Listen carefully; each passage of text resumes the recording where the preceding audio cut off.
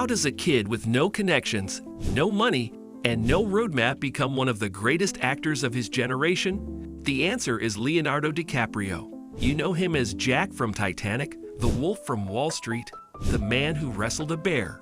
But what you probably don't know is the struggle behind the stardom.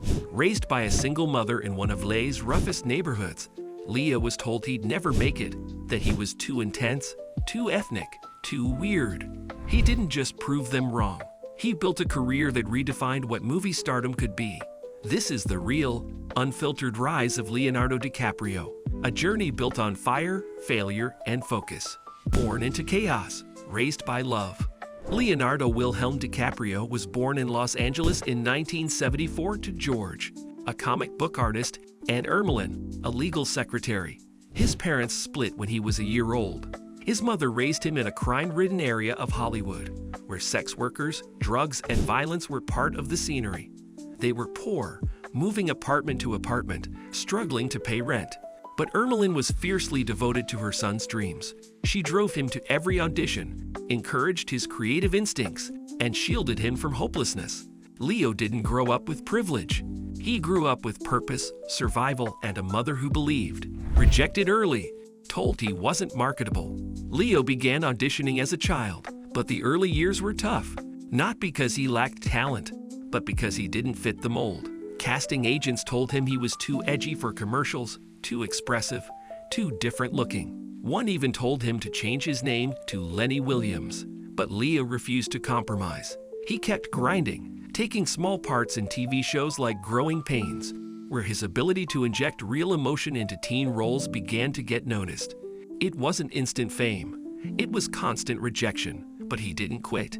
He studied acting relentlessly, even when no one was watching.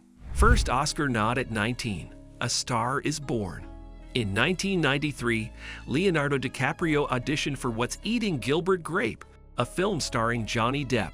He landed the role of Arnie, a mentally disabled teen, and delivered a performance so powerful, so painfully real.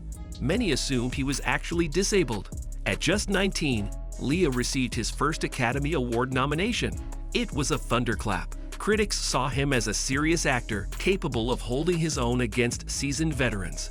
But Leo didn't let it go to his head. Instead of chasing fame, he went quiet, studying scripts, choosing roles carefully, and laying the foundation for a career built to last. The Titanic trap, fame at a dangerous level. Then came 1997. Titanic hit the world like a tidal wave. Leo, as Jack Dawson, became the face of a generation. The film made over $2 billion and made him the most desired actor on the planet. Girls screamed. Paparazzi followed. Magazines dubbed him the sexiest man alive. But Leo was uncomfortable. He skipped the Oscars that year and publicly criticized the media obsession. He feared being typecast, flattened into a pretty boy cliché. Instead of doubling down on heartthrob roles, he turned them down. Leo didn't want fame. He wanted to be taken seriously, even if it meant walking away from easy money. Leo plus Scorsese, the career masterstroke. In the early 2000s, Leo began working with director Martin Scorsese, one of the most respected auteurs in cinema history. Their collaboration changed everything. Gangs of New York introduced a grittier Leo. The Aviators showed his range. The Departed confirmed his power. Shutter Island and The Wolf of Wall Street showcased his madness and magic. With Scorsese, Leo wasn't just acting, he was ascending. Their partnership became one of the great actor-director duos of all time. Leo wasn't chasing blockbusters anymore. He was chasing masterpieces, and together, they made them. The man who turned down superheroes. While other actors locked themselves into billion-dollar franchises, Leo said no. He turned down Spider-Man. He passed on Star Wars. He skipped every superhero universe, not because he couldn't, because he wouldn't. He didn't want to be owned by a brand. He wanted range. He chose deeply flawed characters, con men, addicts, tycoons, haunted men. He wanted to play human beings, not icons. His refusal to follow the franchise route made him unique, and ironically, more powerful. In a world of capes and CGI, Leo stayed grounded in stories that matter. The method behind the madness. DiCaprio is infamous for how far he goes for a role. For The Revenant, he slept inside real animal carcasses, ate raw bison liver, and endured freezing water. During Django Unchained, he smashed a glass with his bare hand mid-scene and didn't break character, blood pouring from his palm. His preparation is brutal, immersive, and obsessive. He journals in character, lives in their mindset. He said he only takes roles that terrify him. That's why his performances feel so real. He doesn't play it safe. He plays it like it's life or death. Finally, the Oscar win that took 22 years. Leo was nominated over and over for The Aviator, Blood Diamond, The Wolf of Wall Street, but the win eluded him. It became a meme, a global in-joke, but Leo didn't beg for it. He just kept working. In 2016, after 22 years in the business, he finally won Best Actor for The Revenant. The performance was raw, nearly wordless, and punishing. When he won, he didn't use the moment to gloat. He used it to warn the world about climate change.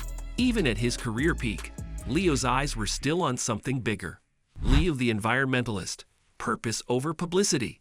Since 1998, DiCaprio has been one of the loudest voices in Hollywood on environmental issues. His foundation has raised over $100 million for conservation, clean energy, and indigenous rights.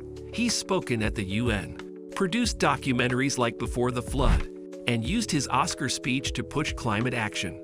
He drives electric, eats plant-based, and puts his money where his mouth is. For Leo, environmentalism isn't a side project. It's central to his legacy. He doesn't just want to entertain. He wants to protect the world he loves. Privacy as power, life off the radar. In an age of oversharing, Leo is a ghost. No Twitter rants, no YouTube vlogs, no podcast appearances. He rarely does interviews, and when he does, he keeps it about the work. His private life is private. The media obsess over who he's dating, but Leo never feeds the circus. He travels discreetly. His circle is small, loyal, and tight-knit. He's a superstar who never felt the need to prove it off-screen. That mystery only enhances his magnetism. Leo's lesson: you don't have to scream for attention when your work speaks loud enough. Producing the future, behind the scenes power moves. With his company Appian Way, Leo has produced a string of bold, critically acclaimed films, from The Aviator and Shutter Island to Don't Look Up and Killers of the Flower Moon.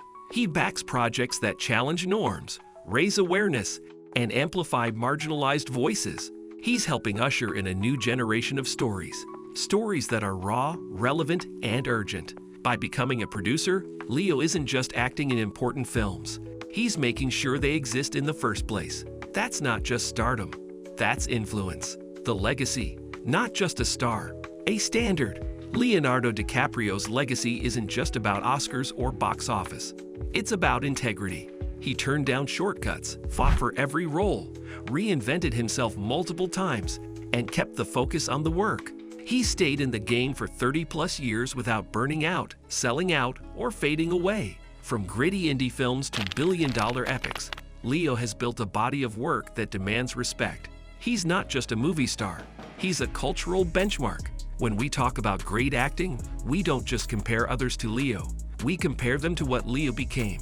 From a broken home to the biggest stage in film, Leonardo DiCaprio's journey is a masterclass in patience, discipline, and purpose. He proved that you don't need to sell out to succeed. That real power comes from knowing who you are and protecting that at all costs. If his story moved you, like, share, and comment with the Leo performance that hit you hardest. Because his legacy reminds us, greatness isn't about being everywhere. It's about showing up, again and again, as your truest self. To the biggest stage in film, Leonardo DiCaprio's journey is a masterclass in patience, discipline, and purpose. He proved that you don't need to sell out to succeed. That real power comes from knowing who you are and protecting that at all costs.